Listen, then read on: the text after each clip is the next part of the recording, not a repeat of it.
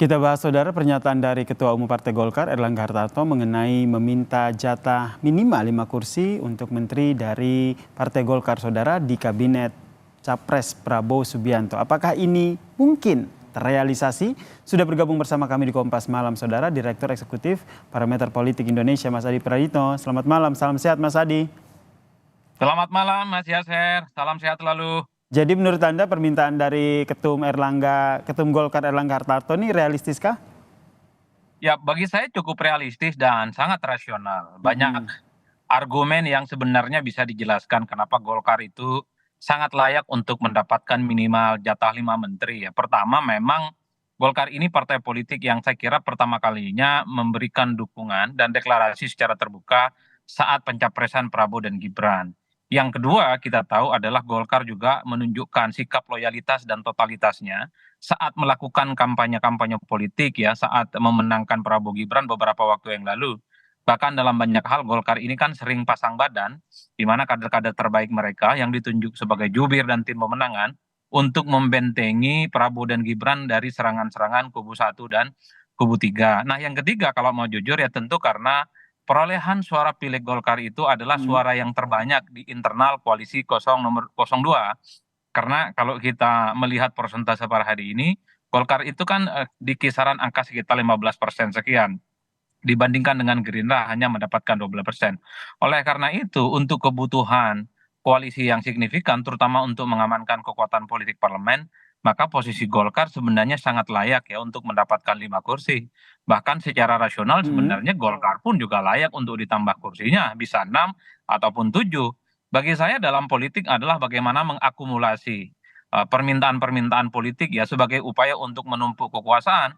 Yang aneh itu adalah jika ada yang kalah pemilu, kalah kontestasi, kalah pilpres, juga minta jabatan menteri. Itu aneh, Mas. Kalau Oke. Golkar sebagai partai yang mengusung sejak awal kontribusinya signifikan, apalagi perolehan pileknya menurut saya Mm. paling banyak di internal kubu nomor 2, bagi saya 5 kursi menteri itu adalah jawaban yang sepadan Jadi sebenarnya. wajar ya minta 5 kursi karena kontribusinya seperti yang tadi Anda jelaskan. Tapi apakah 5 kursi menteri ini nanti akan mendominasi atau Prabowo yang berasal dari Partai Gerindra harus lebih banyak mendominasi? Secara realitas politik memang kubu Prabowo, kubu Gerindra jauh di atas Golkar perolehan menterinya ya. Karena Hmm. apapun judulnya mereka lah yang sebenarnya memiliki privilege ya untuk mendapatkan menteri jauh lebih banyak dibandingkan yang lain. Bahkan misalnya Gerindra itu bisa 10 kursi, kalau mau juga bisa 15 kursi. Itu saya kira sangat sah dalam politik mengingat Gerindra adalah ketua umum mereka yang jadi presiden di negara ini. Oleh karena itu bagi saya kompetisi politik itu adalah tujuannya untuk how to get the power, mengakumulasi begitu banyak kekuasaan-kekuasaan politik yang didapatkan, terutama kekuasaan menteri ya.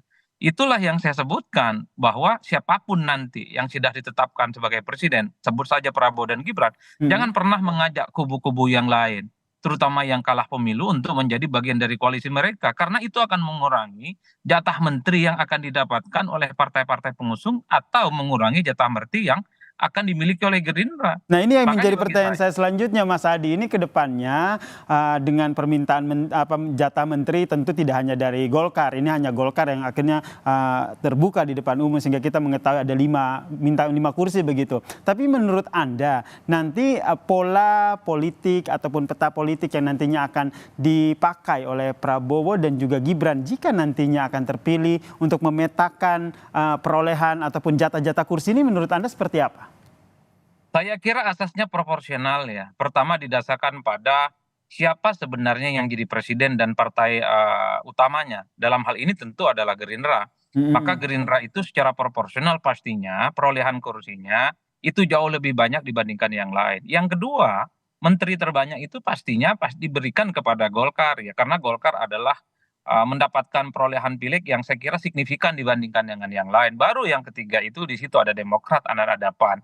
Jadi proporsionalitas itu sebenarnya harus dibagi rata dulu sesuai dengan Mm-mm. perolehan pileg, sesuai dengan kontribusi yang sudah diperjuangkan sepanjang masa kampanye pemilu di 2024 ini, Mas. Baru kemudian kalau memang ingin merangkul pihak-pihak lain yang kalah pemilu, sebut saja misalnya mungkin ada PKB, mungkin ada Nasdem, mungkin Mungkin ya. P3 dan PKS gitu. Mungkin ya, ini kan bicara mungkin karena Mhm. mazhab politik Prabowo saat memberikan statement politik ya di GBK beberapa waktu yang lalu akan merangkul semua kelompok-kelompok kepentingan politik yang berbeda. Tapi menurut saya, sekalipun ingin merangkul pihak-pihak Mhm. yang kalah pemilu, ya jabatan menterinya jangan terlampau banyak. Ok. Satu lah paling mungkin ya, terutama elit-elit kunci mereka. Kalau nggak ketua umumnya ya sekjen, terutama untuk mengamankan kepentingan politik di parlemen yang saat Mhm. ini di mana kubu Prabowo belum mencapai 50% plus satu. Ini Dalam yang konteks juga itulah akhirnya dikhawatirkan oleh Ketum Golkar Erlangga Hartarto, kayaknya nih Prabowo akan merangkul partai-partai yang dulunya oposisi. Jadi sebelum itu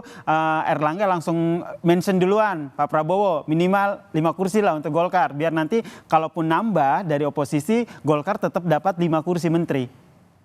secara kalkulasi politik saya kira partai seperti Golkar harus mengambil posisi yang sentral dan signifikan Mas dalam komposisi kementerian ya karena mereka ini adalah partai pengusung utama dan partai pemenang ya. Mhm. Oleh karena itu sebelum dibagi dengan partai-partai lain yang kemungkinan akan dirangkul, partai-partai di luar Gerindra ya seperti misalnya Demokrat dan PAN saya kira memang sangat mungkin untuk meminta jatah-jatah komposisi menteri yang strategis yang bisa mengakomodasi kepentingan politik mereka, baru berpikir yang lain. Kalau saya dari dulu selalu mengatakan, jangan pernah mengajak mereka yang kalah pemilu. Mhm. Biarkan ada reward and punishment. Yang menang itu jadi penguasa, yang kalah biarkan dia berjalan di tempat yang sunyi. Jikapun ada keinginan untuk merangkul pihak-pihak yang kalah, akomodasinya terbatas aja, Mas. Yang penting Mhm. suara, kekuatan politik parlemen, kubu Prabowo dan Gibran ya 50 plus 1 lah. Selebihnya tidak terlampau banyak. Oleh karena itu, jangan terlampau mengakomodasi begitu banyak kepentingan politik yang kalah karena ini akan mengurangi bagaimana signifikansi check and balances nantinya. Jokowi di periode pertama dan kedua ini kan menghilangkan sama sekali kelompok-kelompok oposisi yang nyaris tidak pernah bunyi di parlemen. Bagi demokrasi ini berbahaya. Karena ketika kekuatan politik itu Mhm. disatukan dalam satu kekuasaan politik dengan konsesi menteri, maka disitulah kemudian kita jangan pernah berharap kebijakan-kebijakan pemerintah yang tidak pro rakyat, kebijakan pemerintah yang tidak populis akan ada yang memperjuangkan di parlemen. Oke, jadi menurut Anda ini 5 kursi ini nanti akan diikuti oleh partai-partai koalisi lain untuk ikut menyuarakan begitu? Mungkin dari PAN atau partai lain yang juga ikut dalam koalisi Indonesia Maju ini untuk menyuarakan untuk jatah kursi menteri mereka di pemerintahan selanjutnya?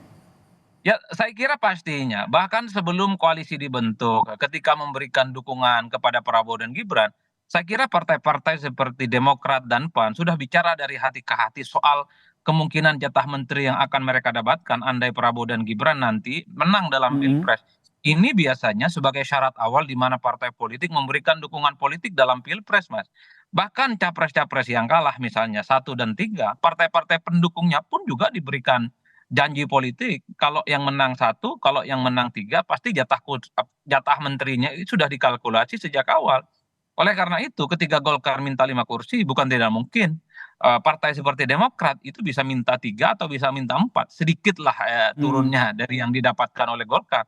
Termasuk misalnya PAN sangat mungkin minimal minta 3 menteri dalam konteks ini, karena tentu saja PAN sejak awal, Demokrat sejak awal adalah partai yang pasti mengklaim berkontribusi penting terkait dengan kemenangan Prabowo dan Gibran. Bagi saya, ketika partai-partai pendukungnya Prabowo dan Gibran minta menteri, itu signifikan, jumlahnya banyak, cukup rasional karena mereka ikut berkontribusi dan berdarah-darah Oke. memenangkan dalam konteks Pilpres. Nah, itu tadi yang agak aneh itu kalau yang kalah juga akan dikasih menteri dan jumlah menterinya hampir sama dengan partai pengusung Prabowo. Itu agak aneh menurut saya. Oke, kita nantikan ya seperti apa nanti. Ini juga masih menunggu hasil putusan dari KPU, kemudian nanti pengesahannya bagaimana. Yang jelas nih kita lihat nih bagaimana nanti Prabowo Subianto jika nanti terpilih menjadi presiden, pemetaan kabinetnya akan seperti apa. Terima kasih Mas Adi Praditno, Direktur Eksekutif Parameter Politik Indonesia telah bergabung bersama kami di Kompas Malam. Salam sehat Mas Adi. Salam sehat, Mas Yasir.